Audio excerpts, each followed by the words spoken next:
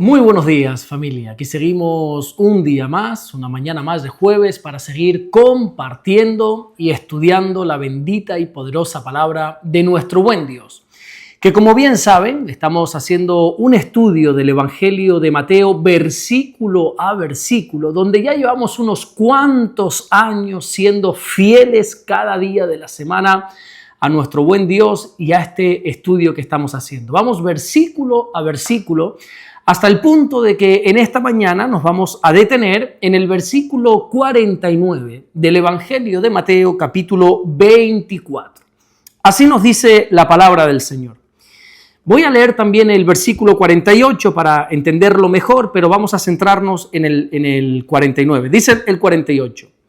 Pero si aquel siervo malo dijera en su corazón, mi Señor tarda en venir, ahora sí, versículo 49, y comenzare a golpear a sus consiervos y aún a comer y a beber con los borrachos.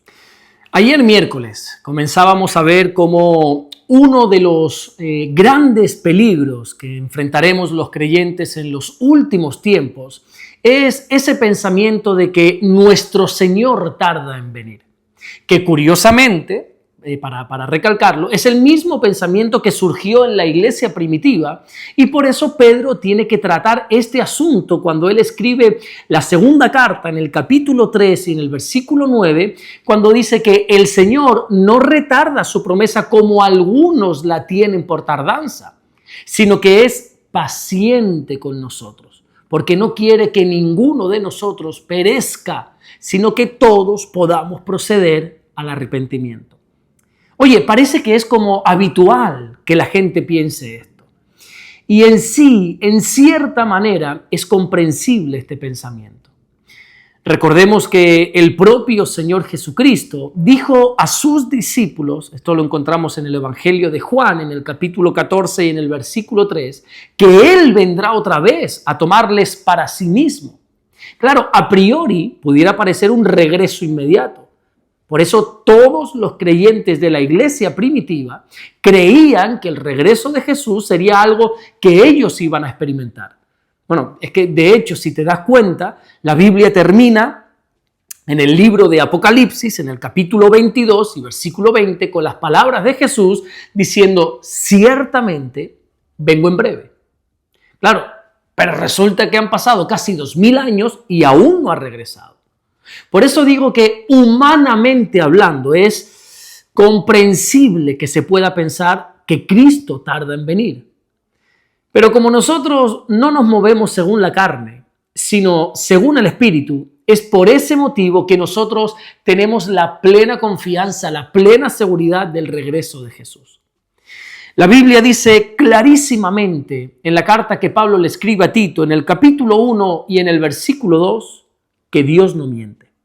Por lo tanto, si Él dice que un día regresará, nuestro trabajo es creerlo a toda costa.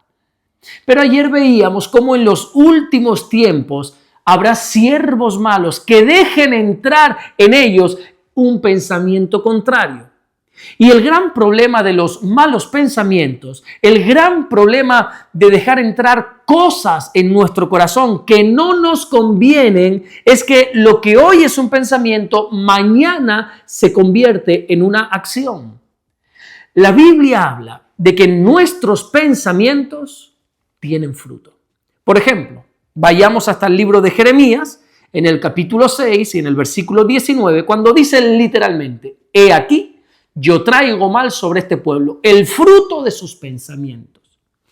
El orden que la Biblia siempre da es, primero se tiene un pensamiento, ese pensamiento nos lleva a un deseo y ese deseo nos lleva a una acción. Te pongo un ejemplo. Cuando nosotros leemos en la carta de Santiago, en el capítulo 1 y en los versículos 14 y 15, dice así.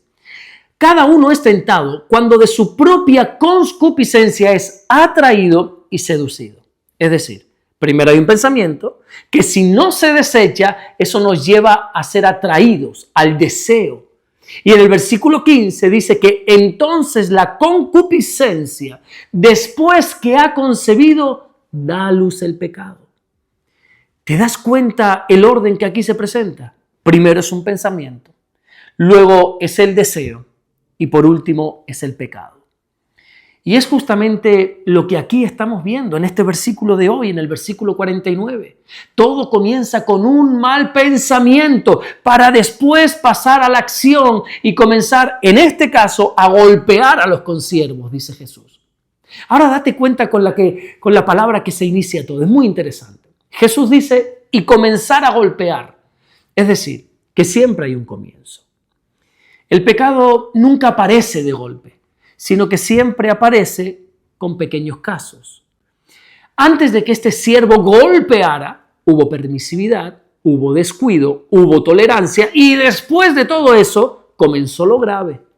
Ahora bien, el énfasis de Jesús no es tanto en ese proceso que nos lleva al pecado, aunque dicho sea de paso, es muy importante conocerlo y sobre todo entenderlo, sino que el énfasis de Jesús lo está haciendo en el estado del corazón de este siervo malo. Fíjate que aquí se dice que comenzó a golpear a sus consiervos y a comer y a beber con los borrachos. Es decir, mira, en los últimos tiempos habrá personas que sirven al mismo Señor que nosotros, que pertenecen al mismo cuerpo de Cristo y sin embargo se vayan a estar golpeando unos a otros. Puede ser que esos golpes no sean físicos, o sí, pero sí palabras hirientes, críticas constantes, juicios severos, falta de misericordia y otras tantas cosas más. Y la Biblia dice, en la primera carta que Juan escribe en el capítulo 4 y en el versículo 20, que el que no ama a su hermano a quien ha visto, no puede amar a Dios a quien no ha visto. Lo triste de todo esto es que si nosotros echamos la vista atrás, y no te estoy hablando muy lejos, estoy hablando de 30, 40, 50 años como mucho, tenemos que reconocer que antes había mucha más unidad dentro de la iglesia, ¿verdad? Hoy en día parece como que hay hasta rivalidad entre una iglesia y otra. ¿Qué cosas? Parece como que los pastores, en vez de ser compañeros, en vez de ser consiervos, son rivales. Y vemos golpes constantes los unos con los otros. Pero es que Jesús todavía va mucho más allá y dice que el siervo malo no solamente es el que golpea a sus propios consiervos, sino el que además también se sienta a comer y a beber con los borrachos. ¿Qué te parece? Bueno, espero que podamos ser sabios a la hora de interpretar estas palabras, porque aquí no solamente se está hablando de alcohol, no. Aquí de lo que se está hablando es de un estilo de vida. Un estilo de vida donde ya no hay control, donde ya falta el dominio propio, donde se le está dando rienda suelta al placer. Y la Biblia dice, curiosamente, en el libro de Proverbios, capítulo 23, versículo 20, que no estemos con los bebedores de vino ni con los comedores de carne.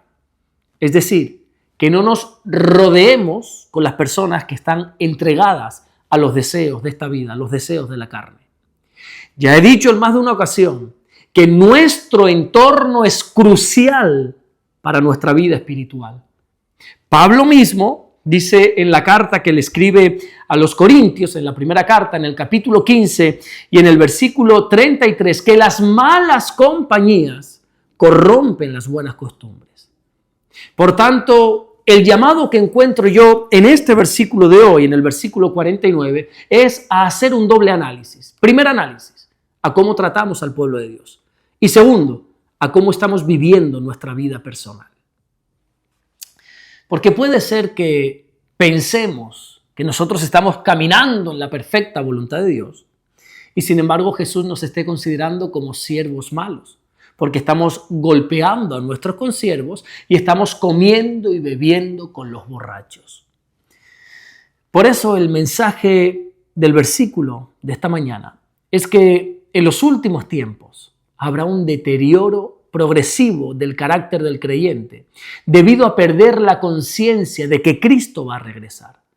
Así que por tu bien asegúrate de que el pensamiento de que Cristo tarda en venir desaparezca cuanto antes de tu vida y vive preparado para ese momento que sí o sí pronto ocurrirá. Amén. Vamos a orar en esta mañana y vamos a darle gracias a nuestro buen Dios.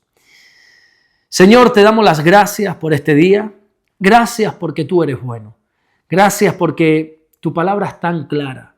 Tu palabra nos muestra la dirección, es esa lámpara que nos guía en medio de este mundo oscuro. Señor, ayúdanos a ser fieles a tu palabra y ayúdanos también, cómo no, Señor, a cuidar no solamente nuestro entorno, sino sobre toda cosa guardada, a saber guardar nuestro corazón.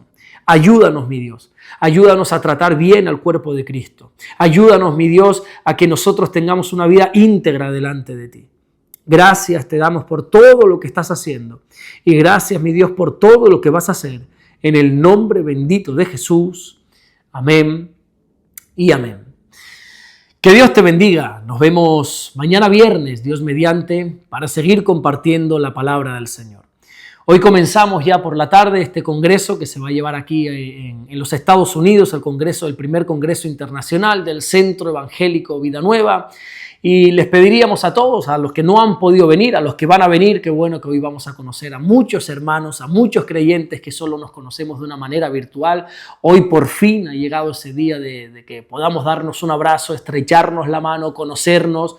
Pero a todos aquellos que no han tenido la posibilidad de asistir a este congreso aquí en la Florida, estén orando, por favor, para que todo salga bien, para que no haya impedimentos, para que todo salga conforme Dios quiere que salgan las cosas.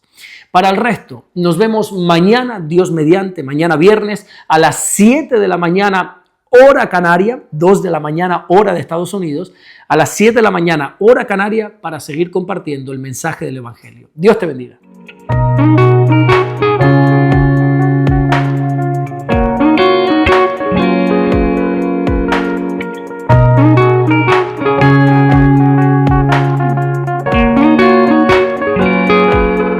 Descubre Caminando en Amor y Verdad del pastor Alberto Ares. 50 lecciones prácticas para tu vida diaria, basada en las cartas del apóstol Juan. Aprende a caminar en luz y enfrentar el pecado y fortalecer tu fe con un lenguaje cercano y real. Consíguelo hoy mismo en Amazon.